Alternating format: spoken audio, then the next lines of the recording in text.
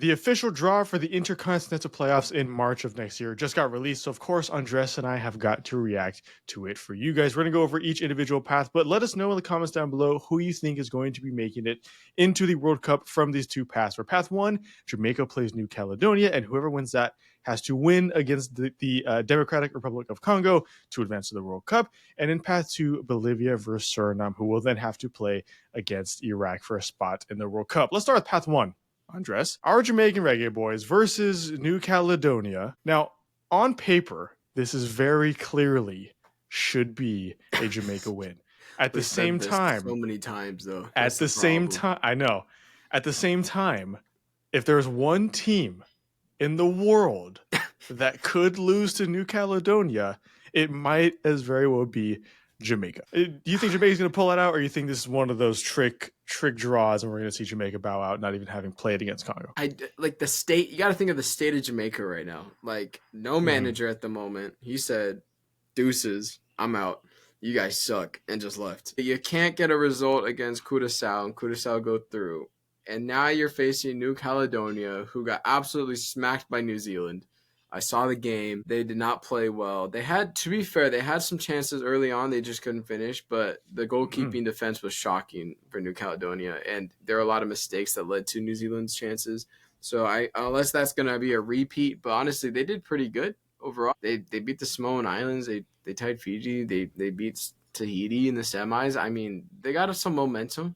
But I'm going to back the Reggae Boys here. But just because, like, it would be astronomically, like, almost impossible for them to lose this game. You know what I mean? Like, there's no way. We're going to go back to this video in March 2026. No, I'm sure. I'm sure we're going to be live on stream. It's going to be like a game winner, New Caledonia. Like, literally, it's going to be some crazy thing, like bicycle kick, like Scotland-esque or something like that. Just pure mayhem. Like, look, they beat the Samoan Islands. They drew Fiji and Tahiti. Like, as soon as they face an okay opposition, New Zealand, no shade to New Zealand, but like you know, they're not world beaters. You know what I'm talking about? I can't see it, and I would say Jamaica's better than New Zealand, but at the same time, like, this whole international window is like, my expectations for Jamaica are probably the lowest they've ever been.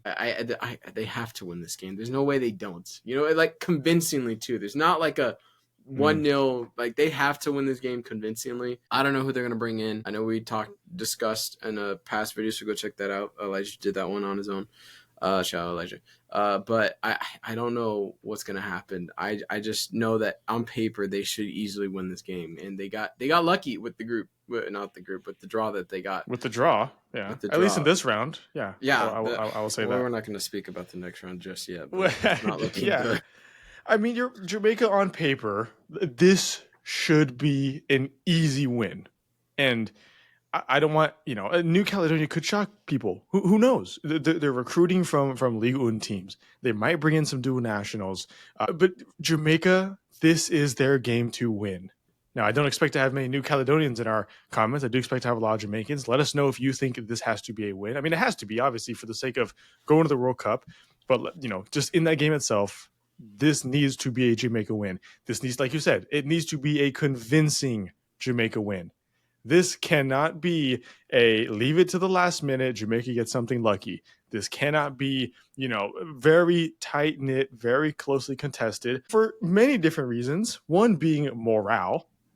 They need to get a win here. And I do think so. I think they're going to. New Caledonia, for as good of a team as they might be in the Oceania region, this is a different area. They don't often play against people outside of Oceania, and they might be up to the challenge, yes, but we don't have much to go off of other than playing against rather low level teams in the Oceania region, right? So they might still do something, but it's clear that Jamaica is the favorite here.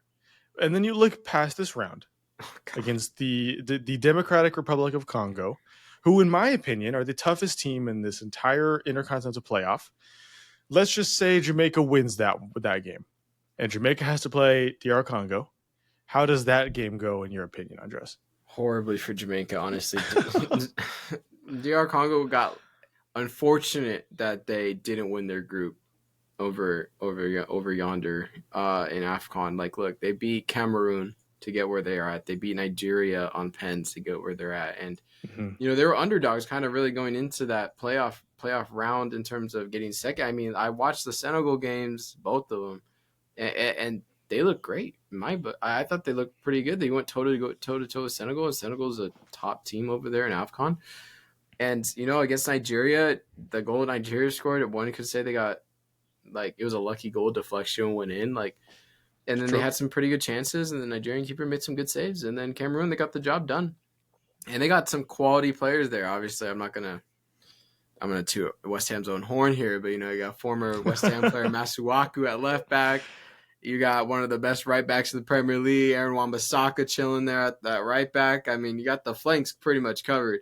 And then attack, they have some promise there. So you got to remember they finished with 22 points in their group stage, just 2 points behind Senegal. So I honestly I don't see Jamaica getting out of this. I really don't. I think DR Mm. Congo was kind of a dark horse going into their playoff rounds, I would say. But now I think they're the best team in this continental playoff in terms of I'd say I wouldn't say a cakewalk, but I can see it being comfortable for them because they're a well put together team. They know what they're doing.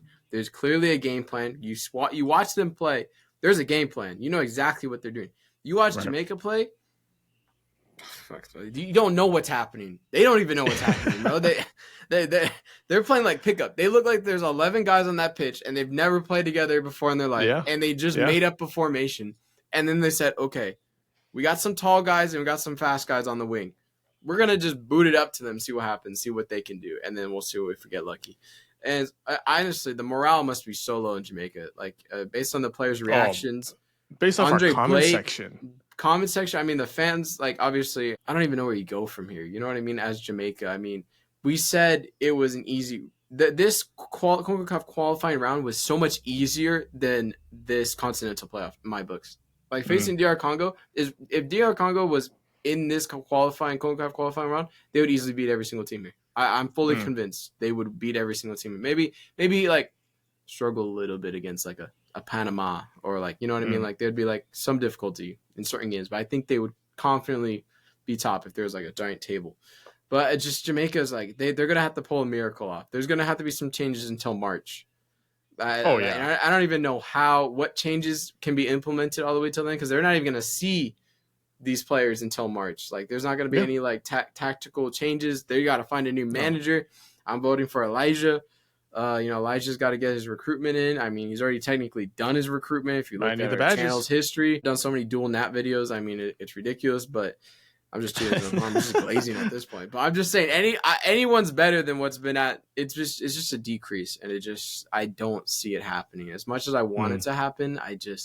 And back my West Ham boys, you know, the left back and the right back. I just don't see Jamaica pulling this getting out of here and going to the World Cup as much as I want them to. If they can't score against Curaçao, they're not going to be able to score against DR Congo. I'm sorry. DR Congo is better than Curaçao. I think if Jamaica plays DR Congo, I think it'd be a great game. I think it would be a solid matchup. I think Jamaica have some things that could counter. Like you talk about the fullbacks. I think Jamaica's speed on the wings might be able to counter something like that. That is pretty much all I have to say, though. You have Andre Blake in goal. That's cool. I mean, but like, you know, when you put these two teams together, Jamaica versus DR Congo, Jamaica fall short in so many different areas. And you mentioned already, Steve McLaren's not there. Now, I talked about this in the video, so make sure to go check that out already for my opinion on Jamaica not qualifying. But as much as we might not have liked him for Jamaica, he should have still stayed because now you're right. There's 4 months of nothing, no tactical direction from anybody because there is no one to get tactical direction from because they don't have a manager. Yes, there's going to be someone in place by then. I know there's already talked with certain names and we will have a video on that out sometime soon where we talk about that. But Jamaica is in such a distraught period of their footballing history right now that I just don't see them going into it. They're not going to go into it with any sort of momentum. Like you said, no team chemistry built already. A new manager that has to essentially reset this squad mentality, maybe new players because it's a new manager, an entirely new system. And the only time they have to do to prepare for that is New Caledonia. That's a little weird because there's no other international windows before then. There's no chance for them to do a friendly with their A team. In all that context, it's obvious that DR Congo are the favorites here. Again, it's going to be a good one. Jamaica could squeeze by and get something, but this team is not meeting expectations now.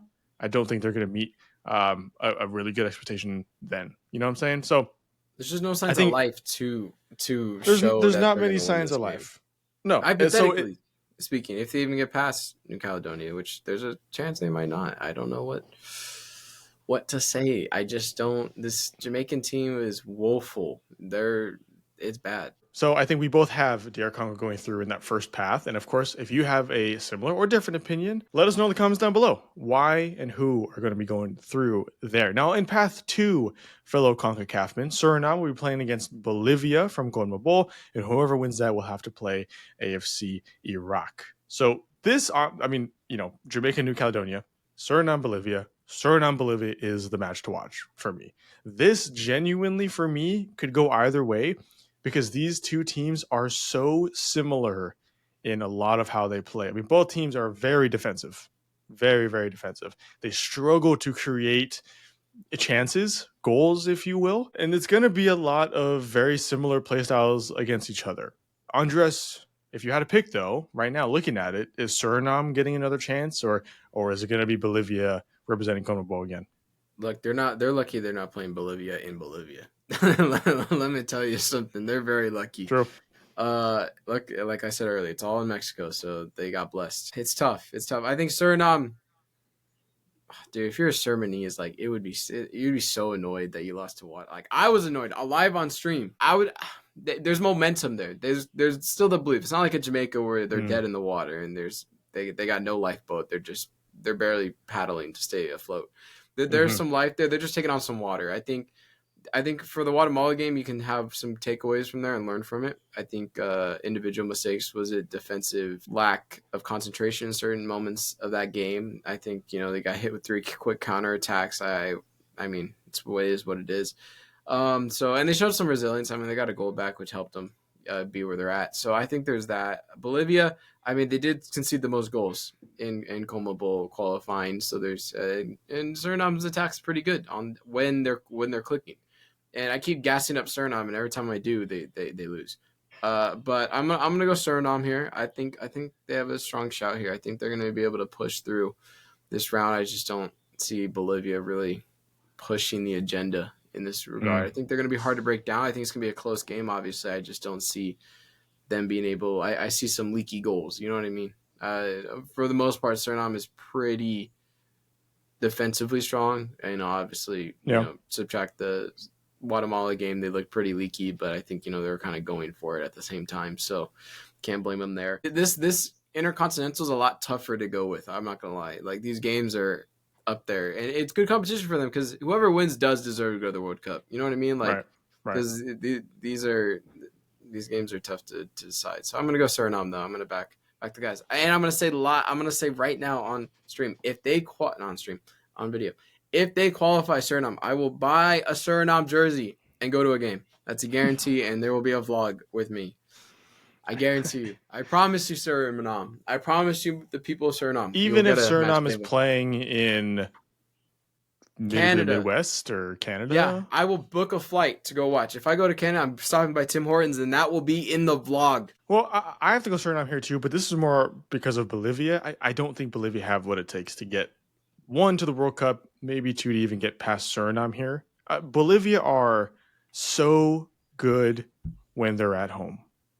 And we all know why, because they play on a fucking mountain and the elevation is so high that the other team can't breathe, but Bolivians are used to it. They're really good at home. These games are being played in Mexico. Can they do it in Mexico against Suriname? I just don't think so. This team, Bolivia, can't really create goals. They can't. Not as well. I mean, they've played 3 friendlies since the World Qualification cycle. And, obviously it's different because they're playing Russia, Japan, South Korea. None of those games they should even have a sniff at drawing, in my opinion. Couldn't get a goal, conceded 2 or 3 in all games. I don't see them going into March feeling good enough. I don't see them doing it. I do see Suriname doing it. I think Suriname, what I can tell is I would imagine they're going to learn from that Guatemala game, because manager completely screwed them over with the lineup they brought out, and it showed, and they didn't play, and they really gave up against Guatemala there. I don't think you can. I think there's going to be a rebound from that, is what I will say. I do think there's going to be a rebound. Suriname might even have more reinforcements by then. They can provide more in a lot of different areas of the pitch than Bolivia can right now. So I think we both got Suriname going forward. And again, Suriname or Bolivia, let us know in the comments down below. That leaves for us, Suriname will be playing Iraq for the World Cup. And Andres, if Suriname plays Iraq, what does that game bring for you? First, I'd like to give credit to Graham Arnold, the Australian manager that came in for Iraq. I think he did a fantastic job. Really turned them around. They didn't even look like they're gonna qualify at all. And he turned around. So there's definitely some team cohesion. But when I was doing research, there was a lot of bias towards Iraq here that I was reading up on. I mean, fair plays, but I think I think we might be biased because of CONCACAF. Fair play bias. I mean, fair play because I think at the same time we're a little biased. You know what I mean, supporting the CONCACAF teams. But I think Suriname got this in the bag. I think in the bag. In the bag. Did I say back? Fudge. No, you said it. You said bag. Bag. But Suriname's got it in the bag, is what you're saying? I think they got it in the bag. From what I've seen of Iraq, respectfully, I mean, your game winner was a penalty, but I mean, the level of competition they had, wasn't world beating or anything crazy like that. I mean, they finished second in their group with Indonesia and Saudi Arabia. Yeah. I mean, this was a tough one. Suriname, Iraq, this is a tough one. And I'm going to be honest, I like Iraq's chances here. Iraq are a good team.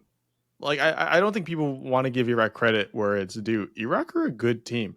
Now, are they DR Congo? No, but are they somewhat a close second? Yeah, absolutely. I mean, there's a reason they're ranked 58th in the world right now. They perform against some pretty solid Asian opponents, is what I would say. And I know a lot of people watching this video that might not mean anything, but they perform well against some good AFC opponents. And I do think it's going to be enough to get over Suriname here. Again, I like Suriname. You just talked about it. We have a bias for CONCACAF teams on this channel. Absolutely, we do. But if you want to be realistic here, will Suriname pull it out? I'm not confident enough to say yes right now. Can they? Sure. But will they?